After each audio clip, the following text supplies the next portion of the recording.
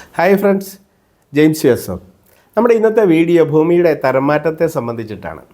2008 നെൽവേർ തണ്ണീർത്തട സംരക്ഷണ നിയമത്തിൽ ഭൂമിയുടെ തരംമാറ്റത്തിന് അപേക്ഷിക്കുമ്പോൾ ഭൂമി തരം മാറ്റണമെങ്കിൽ അതിന് വ്യക്തമായിട്ടുള്ള മാനദണ്ഡങ്ങൾ കൃത്യമായിട്ട് ആക്റ്റിലും റൂളിലും എല്ലാം കൃത്യമായിട്ട് പറഞ്ഞിട്ടുണ്ട്.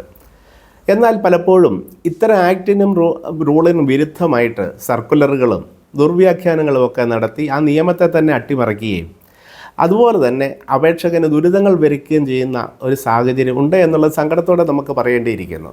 അതിൻ്റെ ഫലമായിട്ടാണ് 10,000-കണക്കിന് അപേക്ഷകൾ ഹൈക്കോടതിയിൽ ഫയൽ ചെയ്യപ്പെടുന്നത്. ഒരു നിയമം നടപ്പാക്കുമ്പോൾ അതിൻ്റെ നടപടിക്രമങ്ങൾക്കെതിരായിട്ട് ഇത്തരത്തിൽ വിപുലമായിട്ടുള്ള കേസുകൾ ഫയൽ ചെയ്യപ്പെടുമ്പോൾ തീർച്ചയായിട്ടും ഒരു ജനപക്ഷ സർക്കാരിന് എന്തുകൊണ്ടാണ് ഇത്രയധികം പരാതികൾ, ഇത്രയധികം ഫയലുകൾ അല്ലെങ്കിൽ ഇത്രയധികം ഹൈക്കോടതി കേസുകൾ പെൻഡിങ് ആവുന്നത് എന്ന് നമ്മൾ ഒന്ന് ശ്രദ്ധയിൽപ്പെടേണ്ടതല്ലേ? അതിനുള്ള നടപടി സ്വീകരിക്കേണ്ടതല്ലേ? നിർഭാഗ്യവശാൽ ഭൂമി തരംമാറ്റത്തിനുള്ള കാലതാമസത്തിന് പരിഗണിക്കുമ്പോൾ ഈ ഒരു നിരീക്ഷണം നടത്തുന്നതായിട്ട് കാണുന്നില്ല. ഞാനൊരു ഉദാഹരണം പറയാം. ചട്ടത്തിൽ കൃത്യമായിട്ട് കാര്യങ്ങൾ പറഞ്ഞിട്ടുണ്ട്. അപേക്ഷാ ഭൂമിയിൽ 3000 ചതുരശ്ര അടിയിൽ കൂടുതൽ വിസ്തീർണമുള്ള കെട്ടിടം പണിയാൻ ഉദ്ദേശിക്കുകയാണെങ്കിൽ അധികം വരുന്ന കെട്ടിടത്തിന് പണിയുന്ന പക്ഷം, അതിലധികം വരുന്ന 3000 ചതുരശ്ര അടിയിൽ കൂടുതൽ വിസ്തീർണമുള്ള കെട്ടിടങ്ങൾ പണിയുന്ന പക്ഷം ഓരോ സ്ക്വയർ ഫീറ്റ്, അധികം വരുന്ന ഓരോ സ്ക്വയർ ഫീറ്റിനും 100 രൂപ ഫീസ് നൽകണമെന്നുള്ളത്. പക്ഷേ ഈ നിയമത്തെ ദുർവ്യാഖ്യാനം ചെയ്ത്, ചട്ടങ്ങളെ ദുർവ്യാഖ്യാനം ചെയ്ത് ഓൾറെഡി പണിത് കഴിഞ്ഞ കെട്ടിടങ്ങൾക്ക് വില്ലേജ് ഓഫീസർമാർ ഫീസ് നിർണ്ണയ ശുപാർശകൾ നൽകുന്നു.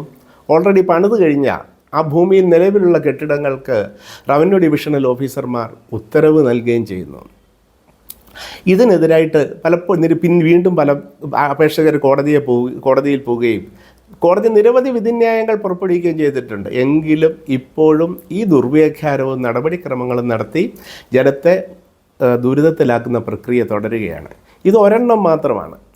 അപ്പോൾ നെൽവേർ തണ്ണീർത്തട സംരക്ഷണ നിയമപ്രകാരം ഭൂമി തരം മാറ്റുന്നതിന് അപേക്ഷകൾ നൽകിയ അപേക്ഷകർ എന്തുകൊണ്ടാണ് ഹൈക്കോടതിയെ ശരണം പ്രാപിക്കുന്നതെന്നും 10,000-കണക്കിന് കോടതി കേസുകൾ പെൻഡിങ് ആവുന്നതെന്നും ഒക്കെ ഒന്ന് അന്വേഷണം നടത്തേണ്ടതല്ലേ സർക്കാർ? തീർച്ചയായിട്ടും അത്തരത്തിൽ ഒരു അന്വേഷണം നടത്തുകയും ഈ ദുരിതങ്ങളുടെ അടിസ്ഥാനപരമായിട്ടുള്ള കാരണം കണ്ടെത്തി നിയമത്തെ ദുർവ്യാഖ്യാനം ചെയ്യുന്നതും അതുപോലെ തന്നെ നിയമവിരുദ്ധമായിട്ടുള്ള സർക്കുലറുകൾ പുറപ്പെടുവിക്കുന്നതുമൊക്കെ ഒന്ന് നിയന്ത്രിച്ചു കഴിഞ്ഞാൽ കാര്യകാരണ സഹിതം ജനങ്ങൾക്ക് ഉത്തരവ് ലഭിക്കുകയും അവരുടെ ആവശ്യങ്ങൾ നിറവേറുകയും ചെയ്യും. നിയമം അതുപോലെ നടപ്പാക്കിയാൽ മതി, ഒരു പ്രശ്നവുമില്ല. പക്ഷേ നിയമത്തെ ദുർവ്യാഖ്യാനം ചെയ്യുമ്പോഴും അതിന് വിരുദ്ധമായിട്ടുള്ള സർക്കുലറുകൾ വരുമ്പോഴും അപൂർണമായിട്ടുള്ള സർക്കുലർ വരുന്ന സാഹചര്യമുണ്ട്. അപ്പോൾ ഇതൊക്കെ ഒന്ന് ഒഴിവാക്കുകയാണെങ്കിൽ ഈ നെൽവേർ തണ്ണീർത്തട സംരക്ഷണ നിയമപ്രകാരം ഭൂമി തരം മാറ്റുന്നതിന് അപേക്ഷ കൊടുത്തിരിക്കുന്ന അപേക്ഷകരുടെ അപേക്ഷകൾ ക്രമപ്പെടുത്തുന്നതും അതുപോലെ തന്നെ ഡിസ്പോസ് ചെയ്യുന്നതുമൊക്കെ കുറച്ചുകൂടി വേഗത്തിലാകും. അപേക്ഷകരുടെ ദുരിതം കുറയുകയും ചെയ്യും. ഈ വീഡിയോ നിങ്ങൾക്ക് ഇഷ്ടപ്പെട്ടുവെങ്കിൽ എൻ്റെ ചാനൽ സബ്സ്ക്രൈബ് ചെയ്യുക. തുടർന്ന് മറ്റൊരു വീഡിയോയുമായിട്ട് ഞാൻ മറ്റൊരു ദിവസം നിങ്ങളുടെ മുമ്പിൽ വരാം. Till then take care, by.